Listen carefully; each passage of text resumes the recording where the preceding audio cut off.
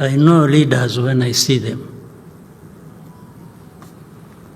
I also know idiots.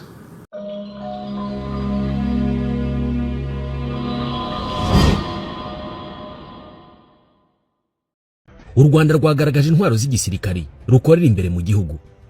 I Masoro mu cyanya cyahariwe inganda niho zikorerwa. Benshi ntabwo twari tubizi, nyamara uru ruganda rwatangiye mu mwaka wa 2018. Benshi twabimenye kuri uyu wa mbere ubwo mwimurika bikorwa ry'ibikoresho bya gisirikari byamuritswe muri iyo nama. Twabonyemo izina REMCO, Rwanda Engineering and Manufacturing Corporation. Ni uruganda rukorera ibikoresho bya gisirikari ingabo z'u Rwanda RDF ndetse n'izindi nzego z'umutekano haba hano mu Rwanda no hanze y'igihugu. Mu zindi ntego uru ruganda rufite harimo no gufasha ibihugu by'inshuti kubona ibikoresho bya gisirikari. Ni uruganda rukorera mu karere ka Gasabo mu cyanya cy'inganda cya Kigali.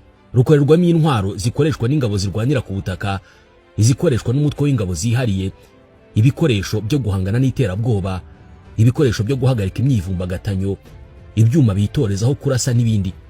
Ikinyamakuru igihe.com cyanditse ko REMCO ikora ibikoresho bya gisirikare ku bufatanye n'uruganda rukora intwaro rwo muri Israel rwitwa Israel Weapon Industries IWI. Izi ntwaro bakora ni intwaro zemewe gukoreshwa ku rugamba.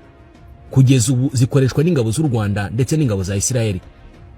U Rwanda ruri ku rutonde rw'ibindi bihugu bya Afrika nabyo byikorera intwaro, nabyo turi buvugeho muri iki kiganiro. Izo ntwaro zikorerwa mu Rwanda ni izihe? Zifite ubuhe bushobozi?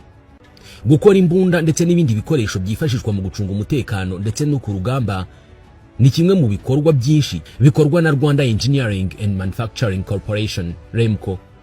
Basanzwe bakora ibindi bikoresho nk'amapoto ajyaho insinga zitwara amashanyarazi, ibikoresho bigezweho byifashishwa mu kuhira imyaka, ibikoresho byo kwa muganga nk'intebe zigezweho ababyeyi babyariraho.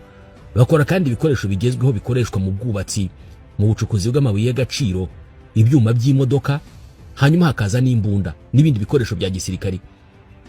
Mu mbunda bakora harimo amasotera cyangwa pistole ndetse n'imbunda nini zirasa muri metero 500. Izi zirimo izitwa Arad 5300 BKL ndetse n'izindi. Harimo n'izikoreshwa na ba mudahusha nka AC Sniper, Arad Sniper n'izindi zishobora kurasa muri metero 800. Harimo kandi zo mu bwoko bwa machine gun nka Negev ULMG ndetse hanakorerwa indebakure zifashishwa mu kureba kure ariko mu gihe cy'ijoro. Byinshi mu bice bigize imbunda bikorerwa hano mu Rwanda, uretse amasasu, ububiko bw'amasasu cyangwa magazine na lens byo bitumizwa hanze y'igihugu.